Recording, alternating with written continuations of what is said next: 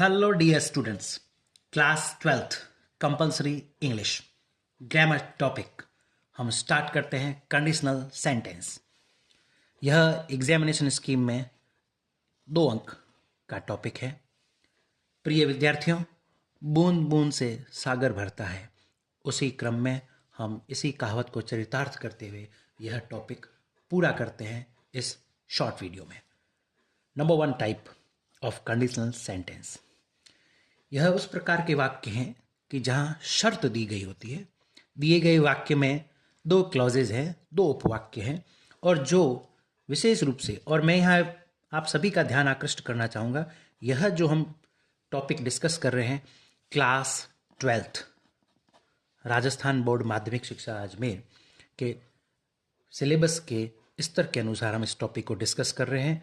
If conjunction, जिसको हिंदी में यदि, काश या अगर का बोध होता है, यह कंजंक्शन है। और इस इफ कंजंक्शन से जुड़े हुए सेंटेंसेस हमारे एग्जामिनेशन में फिल इन द ब्लैंक्स इस पैटर्न से प्रश्न पूछा जाएगा। रिक्त स्थान की पूर्ति करो। जैसे दिए गए वाक्य में एक इफ क्लॉज का सेंटेंस है और जो कि पूरी वर्ब से फिल्ड है, और ब्लैंक स्पेस एक भाग में, एक टुकड़े में होगा। टुकड़ा शब्द, मैं यहाँ ग्रामर टॉपिक है, जो शब्दावली है वह है क्लॉजेज। मैं उसके लिए अभी आपको पार्ट या टुकड़ा शब्द बोल रहा हूँ। सीधे चलते हैं टू द पॉइंट, बिना कोई लाग लपेट के, बिना कोई कंफ्यूजन के। मैं यहाँ आपको इस क्लास के अंदर कोई भी हेडिंग, कोई भी ग्रामर की अदर जो भी है शब्दावली, क्लिष्ट भाषा का प्रयोग नहीं करूँगा। सीधे हम सरल भाषा में इसे समझते हैं। 0 से लेके 2 नंबर तक हमें ये 2 अंक अर्जित करने हैं। एग्जामिनेशन में 2 सेंटेंस पूछे जाएंगे, फिल इन द ब्लैंक्स स्थिति से। टॉपिक है कंडीशनल सेंटेंस। शुरुआत करते हैं। नंबर 1, इस परिस्थिति को हम कहेंगे 0 कंडीशन। वाक्य साइंटिफिक फैक्ट्स रहेंगे या यूनिवर्सल ट्रुथ। यूनिवर्सल ट्रुथ का आशय है सार्वभौमिक सत्य। देखिए यह स्ट्रक्चर दिए गए वाक्य में इफ के साथ में हमें प्रेजेंट सिंपल, जिसे हम प्रेजेंट इंडेफिनेट भी कहते हैं, स्ट्रक्चर का प्रयोग होगा। साधारणतया वर्ब की फर्स्ट फॉर्म, और यदि वाक्य SCN सिंगुलर काउंटेबल नाउन है या ही शी इट प्रोनाउन है सब्जेक्ट के रूप में, तो वर्ब के साथ फर्स्ट फॉर्म के साथ SES। और इसके दूसरे भाग में यहाँ इंपॉर्टेंट बात ये रहेगी, जो दूसरा क्लॉज है वह कॉमा के बाद प्रारंभ होगा। वहाँ हमें प्रेजेंट सिंपल का ही प्रयोग रखना है। दोनों ही भागों में present simple. Example, if you heat ice, verb first form heat, it melts. Examination के अंदर इन दोनों में से एक रिक्त स्थान अवश्य रहेगा। यदि हम इस सेकंड यहाँ देख लें, उदाहरण के तौर पर यह इस तरीके से प्रश्न आएगा। आंसर है मेल्ट्स। इट है इसलिए एस ऐड हुआ। यहाँ ध्यान रहे, यूनिवर्सल ट्रुथ, साइंटिफिक फैक्ट, बस हमें 2 का ही ध्यान रखना है। तो इस परिस्थिति में हमें दोनों ही भागों में प्रेजेंट सिंपल का प्रयोग करना है। Simple. Next, if you touch a flame, यदि हम अग्नि की ज्वाला को, लौ को, लपट को टच करते हैं, इट बर्न्स यू। तो यहां भी यही सेम रूल फॉलो हुआ है। बड़ा ही सरल साधारण सा सूत्र है। सूत्र पर आधारित व्याकरण होती है। व्याकरण नियमों में सूत्रात्मक रूप में और पूरे में से पूरे अंक दिलाती है। आगे बढ़ते हैं। If conjunction common, present simple एक भाग में यदि प्रयोग हुआ है तो दूसरे भाग में फ्यूचर सिंपल, साधारण भविष्यकाल का प्रयोग करना है। That's it. Future simple means auxiliary verbs will और शैल, हेल्पिंग वर्ब्स जिसे कहते हैं सहायक क्रिया। डियर स्टूडेंट्स, मैं यहाँ आपको क्लियर कर दूं, शैल सहायक क्रिया का प्रयोग वाक्य में जब सब्जेक्ट के रूप में फर्स्ट पर्सन प्रोनाउन है, दोनों ही आई और वी, आई सिंगुलर है, वी प्लूरल है, तो आई और वी के साथ में शैल सहायक क्रिया का प्रयोग फ्यूचर सिंपल के चारों भागों में, फ्यूचर टेंस के चारों भागों में होता है। अभी हम समझ रहे हैं, सिर्फ फ्यूचर सिंपल की चर्चा कर रहे हैं।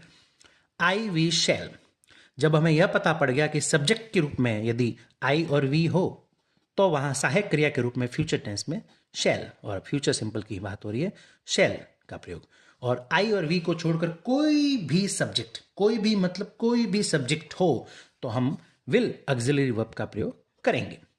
एग्जामिनेशन में या तो ये सेक्शन ब्लैंक स्पेस होगा तो हमें यहाँ प्रेजेंट सिंपल का फॉलो करना है, यदि प्रेजेंट सिंपल लिखा हुआ है तो यहाँ फ्यूचर सिंपल अप्लाई करना है, future indefinite. Example, if it rains, present simple here, we shall stay indoors, यदि बारिश होती है तो हम घर में ही रहेंगे। नेक्स्ट, सीधे आ गए इफ के साथ में पास्ट सिंपल। डियर स्टूडेंट्स, जैसा कि हम पहले ही भी बढ़ चुके हैं, past simple means verb second form. यदि ऐसी परिस्थिति होती है कि इफ के साथ में पास्ट सिंपल का प्रयोग होता है तो दूसरे क्लॉज में, इसके रिजल्ट क्लॉज के अंदर हमें future simple in past form, इसको हम सरलीकरण करते हैं। फ्यूचर सिंपल का मतलब होता है विल और शैल प्लस V1। हमें बस विल और शैल के पास्ट फॉर्म मेंशन करने हैं, वुड और शुड। साधारणतया प्रमुखता से वुड का प्रयोग होता है और इसका हम एग्जाम्पल देखते हैं। If I had a car, यहां ध्यान देना आवश्यक है आपको। हैड यहां कोई सहायक क्रिया नहीं है, यह हैव एक वर्ब की फर्स्ट फॉर्म है जिसका आशय होता है पास में होना, स्वामित्व होना, धारण करना। उसकी यह सेकंड फॉर्म है, यह V2 है, past simple. Then future simple in past form को हम अप्लाई करते हैं।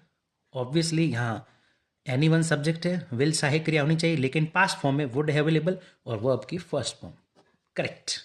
नेक्स्ट, यहां एक जानबूझकर मैं ये एग्जाम्पल समझा रहा हूं, हालांकि यह टॉपिक इस सत्र के अंदर बोर्ड द्वारा पहली बार इंट्रोड्यूस किया गया है, इसलिए हम इसकी कठिनाई स्तर को भांप नहीं सकते हैं, लेकिन मैंने इसमें एक एक्स्ट्रा इसका जो कि वेरिएशन है, वेरिएंट है, वह ऐड किया है।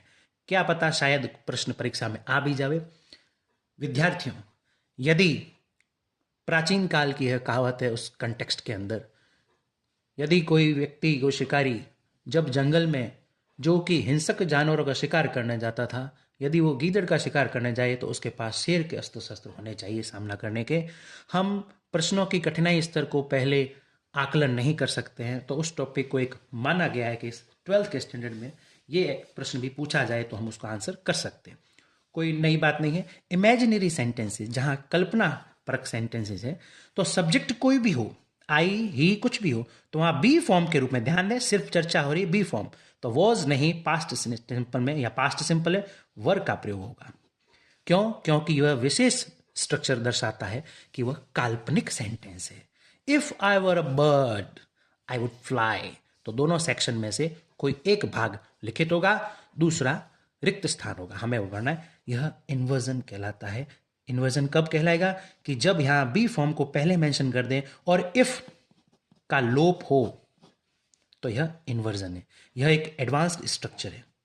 अगर ऐसा भी वाक्य लिखा हो तो घबराना नहीं है, हमें समझ पावें।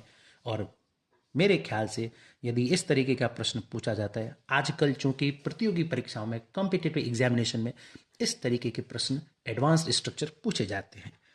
वर I a bird I would fly, meaning will be the same.